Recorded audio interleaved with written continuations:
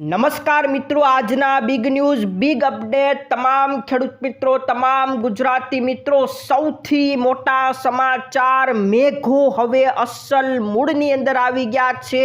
આભ ફાટી ગયું, બરાબરનું રીતસરનું આભ ફાટ્યું। પૂર મોટી આગાહી અંબાલાલ પટેલે કહી દીધું છે।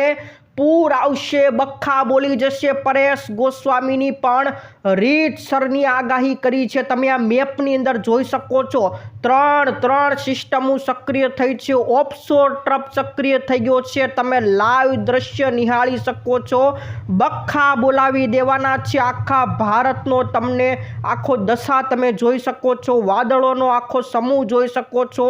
બિગ ન્યૂઝ બિગ અપડેટ આજના અપડેટની અંદર રહેવાના છે। હવે ગુજરાતની અંદર બરાબરનું મેઘ તાંડવ થવાનું છે, રીતસરનું મેઘ તાંડવ થવાનું છે।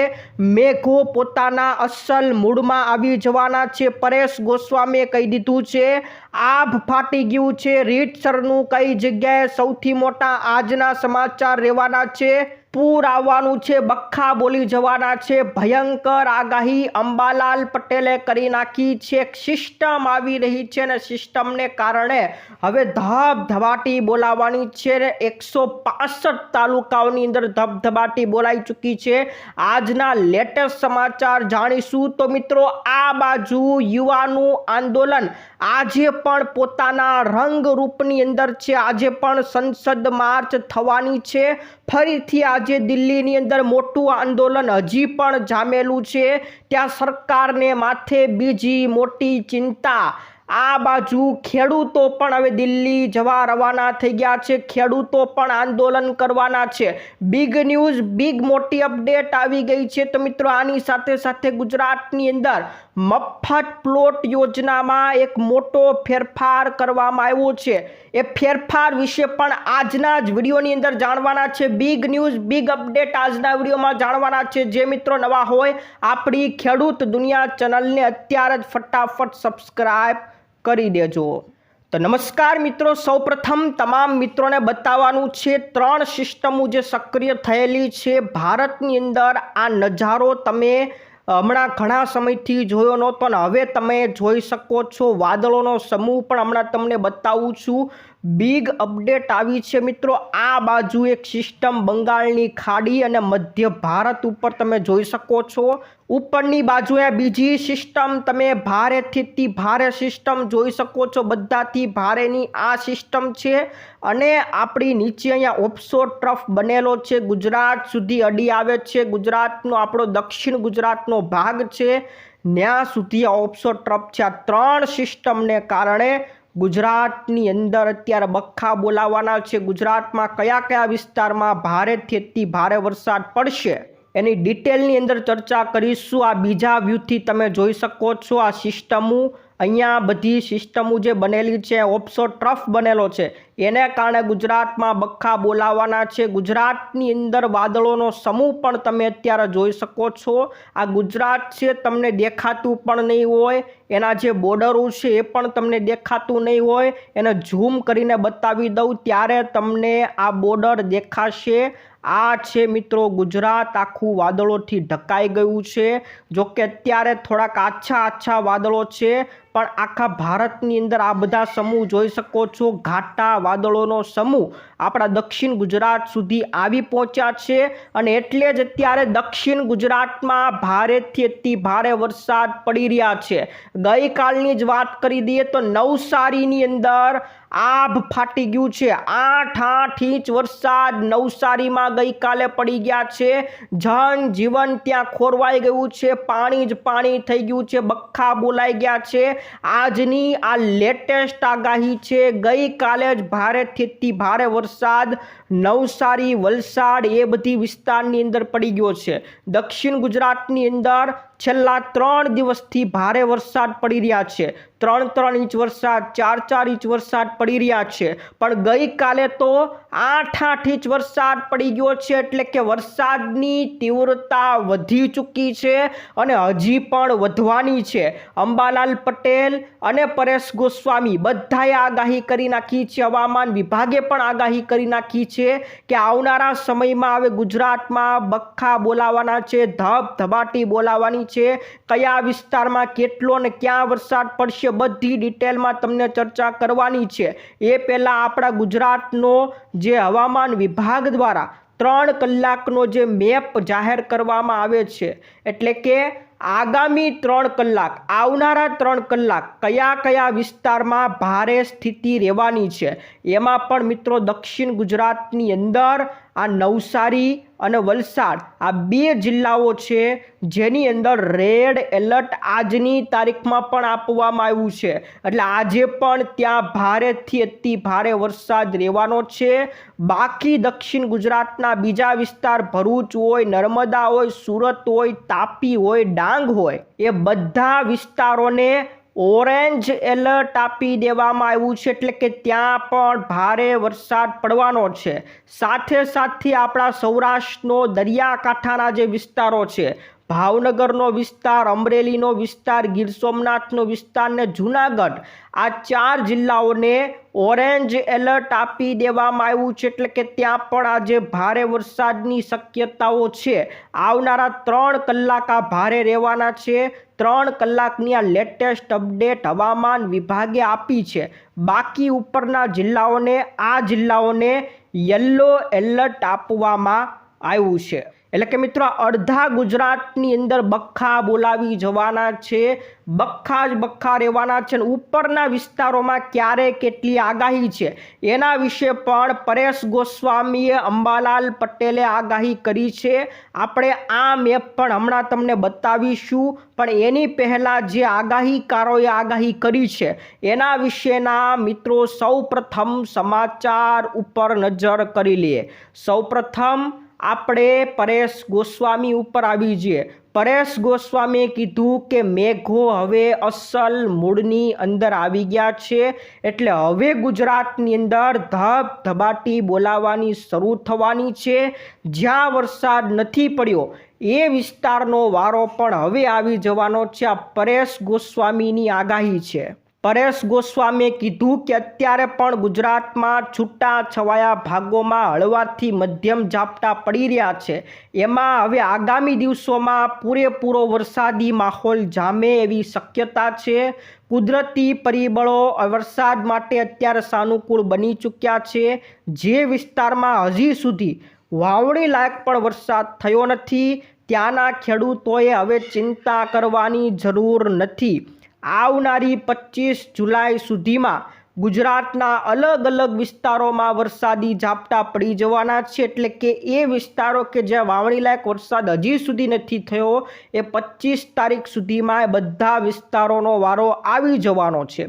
કારણ કે 23 જુલાઈથી ઉત્તર ભારતથી ઉત્તર ગુજરાત અને અરબ સાગર સુધી એક ટ્રફ રેખા બનવાની છે, અને એને જ કારણે ઘણા બધા ભાગોનો વારો આવી જવાનો છે। ગુજરાતની અંદર બખ્ખા બોલાવાનું તો એ પછીથી શરૂ થવાનું છે, એટલે 25 તારીખ સુધી તો વરસાદ પડશે, પણ પછી 25 તારીખથી 31 જુલાઈ ભારે રહેવાનો છે, અતિ ભારે રહેશે અને સાર્વત્રિક ગુજરાતની અંદર વરસાદ પડશે, એટલે ગુજરાતના તમામ વિસ્તારોનો વારો બગબગાટી આવી જવાનો છે। એટલે કે મિત્રો આ સપ્તાહ જે 25 તારીખ, 26 તારીખ, 27, 28, 29, 30 ને 31, એટલે આ 7 દિવસો એવા હશે ગુજરાતની અંદર અનેક વિસ્તારોમાં ધબધબાટી બોલાવશે। જોકે વરસાદ તો તમામ ગુજરાતમાં પડશે, પણ ધબધબાટી પણ ઘણા મોટા ભાગના વિસ્તારમાં પડવાનો છે।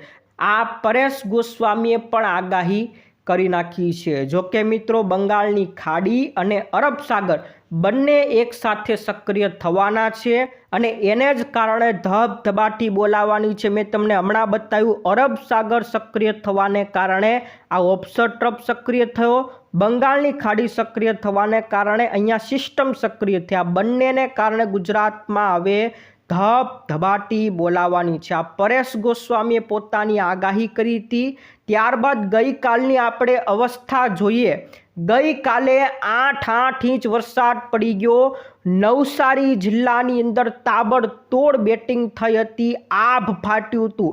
છેલ્લા 24 કલાકની અંદર ખેરગામ તાલુકામાં સૌથી વધુ વરસાદ 8 ઇંચ વરસાદ પડ્યો હતો।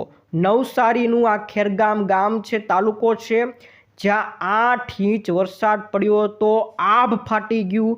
ભારે વરસાદને કારણે પાણી જ પાણી થઈ ગયું। જનજીવન ત્યાં પ્રભાવિત થયું। સતત 2 દિવસથી વરસાદ ત્યાં પડી રહ્યો છે। આ સાથે બીજા બાકીના વલસાડ છે, નવસારીના બીજા વિસ્તારો, બધી જગ્યાએ 7-7 ઇંચ વરસાદ બધી જગ્યાએ પડેલા છે।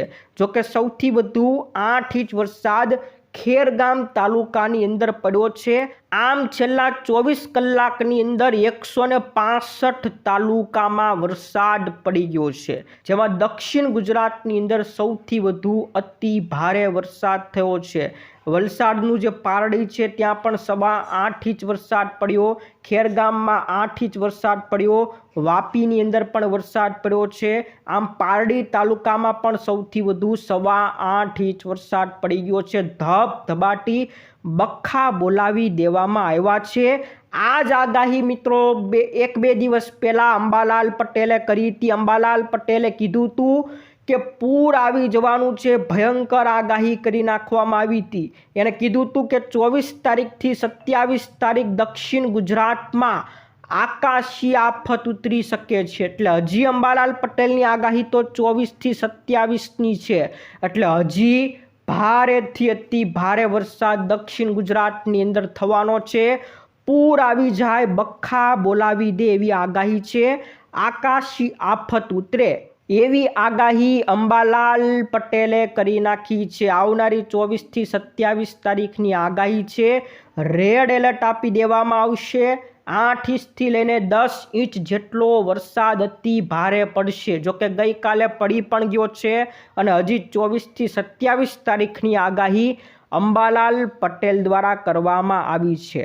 આ સાથે મિત્રો અંબાલાલ પટેલે બાકી વિસ્તારોની અંદર પણ આગાહી કરી છે, જેમાં ઉત્તર ગુજરાત, મધ્ય ગુજરાત અને કચ્છના વિસ્તારોમાં પણ ભારે વરસાદ પડશે। મહેસાણા, સાબરકાંઠા, અરવલ્લીમાં 3-3 ઇંચ વરસાદ પડે એવી શક્યતા છે। પંચમહાલ, દાહોદ, છોટાઉદેપુર, આ જે મધ્ય ગુજરાતના વિસ્તારો છે ત્યાં પણ ભારે વરસાદ થાય એવી શક્યતા દર્શાવવામાં આવી છે। 5-5 ઇંચથી 6-6 ઇંચ સુધીનો વરસાદ પણ વરસી શકે છે એવી પણ આગાહી અંબાલાલ પટેલ દ્વારા આપવામાં આવી છે। તો મિત્રો આપણે 2 દિગ્ગજ આગાહીકારોની આગાહી જોઈ લીધી છે। બંને આગાહીકારોએ ભારેથી અતિ ભારે વરસાદની આગાહી કરી નાખી છે। આ ખૂબ મોટા આજના સમાચાર રહેવાના છે। અને હવે મિત્રો આપણે એક મેપ પણ બતાવી દઈએ। આ છે ECMWF મોડલ। આ મોડલને આપણે સૌથી વધુ માનીએ છીએ। આ મોડલ ઘણી સચોટ છે, એટલે સૌથી વધુ સચોટ માનવામાં આવે છે અને ઘણી આગાહી આનાથી જ સાચી પડે છે। આ મિત્રો આવતીકાલ એટલે કે 22 તારીખનું દ્રશ્ય છે। 22 તારીખે મિત્રો તમે જોઈ શકો છો આ ઓરેન્જ કલર, યલો કલરના ટપકા તમને દેખાતા હશે। આપણો દક્ષિણ ગુજરાતનો અહીંયા ભાગ છે, લીલો કલર અને ઓરેન્જ યલો કલર બતાવી છે, એટલે દક્ષિણ ગુજરાતની અંદર ધબધબાટીનો વિસ્તાર। અહીંયા મિત્રો જે મધ્યપ્રદેશને અડીને આવેલા છે દાહોદ, છોટાઉદેપુર, મહીસાગર, અરવલ્લી, આ બધા વિસ્તારો છે, ત્યાં પણ બખ્ખા બોલાવી દેવાના છે। આવતીકાલનું દ્રશ્ય છે। આપણા જે સૌરાષ્ટ્રનો વિસ્તાર છે ત્યાં પણ આછો બ્લુ કલર બતાવી છે, એટલે ત્યાં પણ વરસાદની આગાહી કરી છે। પણ મિત્રો હવે આપણે આજની આગાહી બતાવી દઈએ। આવતીકાલે ભારે રહેવાનું છે, એટલે કે આજની સરખામણીમાં આવતીકાલે હજી ભારે વરસાદ પડવાનો છે। આ રહ્યું મિત્રો આજનું 21 તારીખનો ડેટા। તમને નીચે બતાવી પણ દઉં।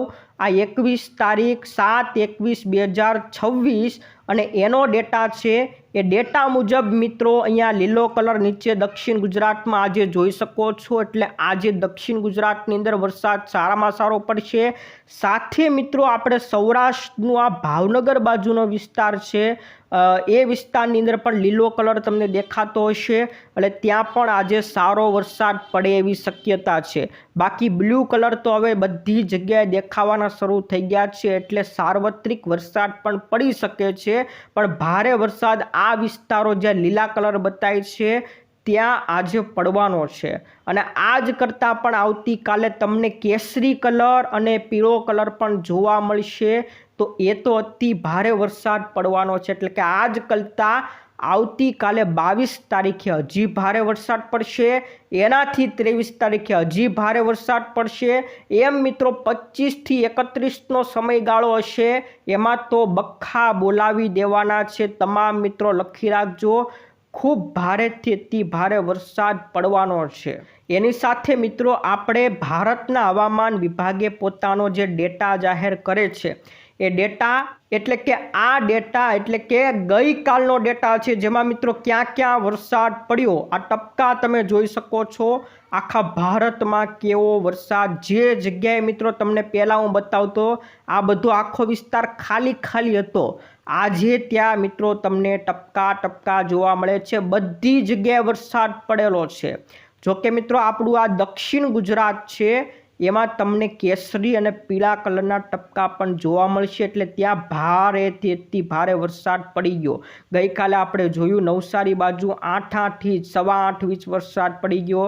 ત્યાર પછી આ આખો અપસર ટ્રપ છે, આ મુંબઈ બાજુનો વિસ્તાર, મહારાષ્ટ્ર બાજુનો વિસ્તાર, અહીંયા મિત્રો કર્ણાટક આવેલું છે, ત્યાં પણ મિત્રો પીળા કલરના ટપકા થઈ ગયા, એટલે કે ત્યાં પણ ભારેથી અતિ ભારે વરસાદ પડી રહ્યો. તો ગુજરાતની અંદર મિત્રો હવે મિત્રો ધીમે ધીમે ટપકા વધતા જઈ રહ્યા છે. ગુજરાતમાં પણ ભારે વરસાદ થઈ રહ્યો છે. આ મિત્રો ભારતના હવામાન વિભાગ જે પહેલાં આખો વિસ્તાર અહીંયા કોરો ધાક જોવા મળતો હતો, આ બાજુનો આખો વિસ્તાર કોરો ધાક હતો, એ આજે તમે ભરેલો જોઈ શકો છો. તો ટૂંકમાં મિત્રો હવે રીતસરનું બખ્ખા બોલાવશે. મેઘો પોતાના અસલ મૂળની અંદર હવે ધીમે ધીમે આવવાના છે. 25 થી 31નો સમય ખૂબ ભારે રહેવાનો છે. આ તમામ મિત્રો માટે આજની હવામાન વિભાગની આગાહી હતી.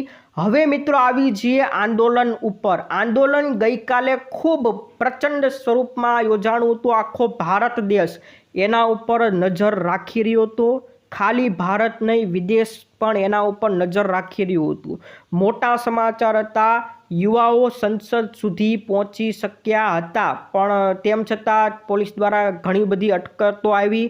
ત્યારબાદ ફરી એ પાછા જંતર મંતર આવ્યા અને આજે ફરીથી સંસદ કૂચ કરવાના છે. એટલે કે મિત્રો યુવાઓ થાક્યા નથી, હજી આજે આંદોલન ઉપર ઉતરવાના છે. ફરી આજે સંસદ તરફ જવાના છે.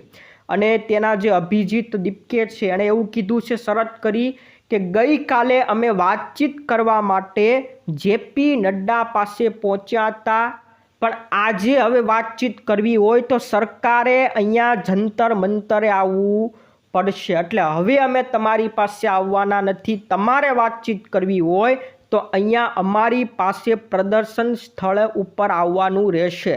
તો હવે અભિજીત દીપકે કહી દીધું છે કે હવે અમે સરકાર પાસે વાતચીત માટે જવાના નથી. સરકાર હવે સામે ચાલીને અમારી પાસે આવશે તો જ હા, બાકી અમે એની પાસે જવાના નથી.